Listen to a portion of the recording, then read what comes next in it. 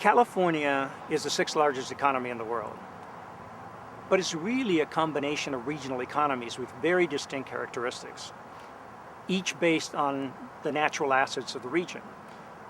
In some cases they're natural, in some cases they're man-made. Here in the San Joaquin Valley, for example, we've got a wealth in agriculture. We've got this, microclimate, this Mediterranean climate that only exists in 5 regions of the world. We combine that natural asset with man-made water resources that have made us the most productive agriculture in the world.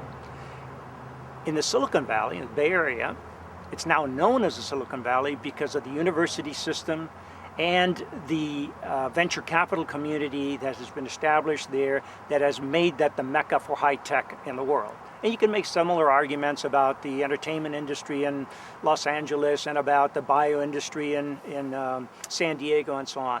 Each of those regions has very distinct characteristics, and they are not governed by either counties or by the state.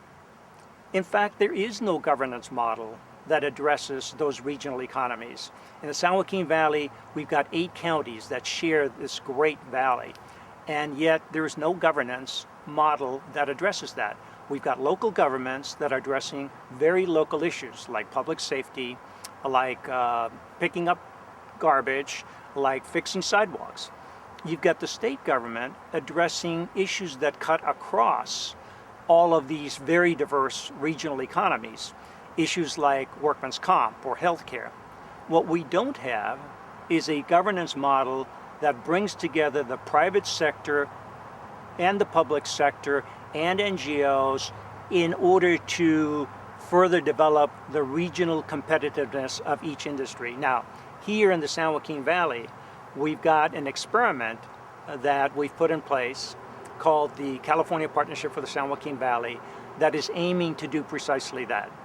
It's brought together the private sector, government, academia, NGOs. All of us have together identified our challenges and opportunities, prioritized our goals and objectives. We have put in place a 10-year plan to begin to address those goals and objectives, and we have initiated that implementation plan. I think that each region of the state of California ought to be doing the same thing. And I think the state ought to be making it very attractive for regions to want to do that. I'm not suggesting we ought to create another layer of government. What I think we need to do is to connect the layers of government and the private sector in order to advance our regional competitiveness.